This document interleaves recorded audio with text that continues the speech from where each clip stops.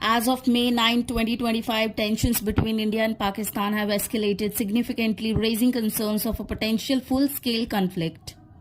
If we talk about India's military actions in response to a terrorist attack in Pahalgam on April 22, which resulted in deaths of 26 Indian tourists, India launched Operation Sindoor on May 7.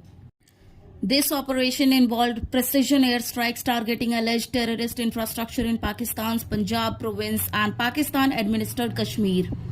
The Indian Air Force deployed Rafale jets equipped with Scalp missiles and AASM hammer bombs during the 23-minute operation. Targets included locations in Behlwalpur, Mudrik and Muzaffarabad, which are believed to be hubs of groups like Jaish-e-Mohammed and Lashkar-e-Taiba. India claims that these airstrikes resulted in the elimination of approximately 100 militants. And if we talk about Pakistan's response, Pakistan condemned the Indian airstrike, asserting that they targeted civilian areas, including mosques and educational institutions, leading to the deaths of at least 31 civilians, among them women and children. In retaliation, Pakistan reported shooting down 5 Indian jets and launched drone and missile strikes targeting Indian cities such as Amritsar.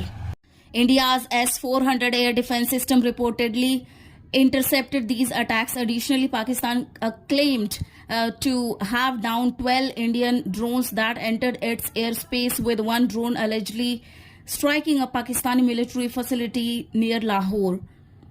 And border skirmishes and civilian impacts are like these. The line of control, that is LOC, has witnessed intensified artillery exchanges, with both nations accusing each other of ceasefire violations. Civilians in regions like Poonch and Uri are caught in the crossfire, leading to casualties and displacement. The fragile ceasefire established in 2021 has effectively collapsed, and the situation remains volatile.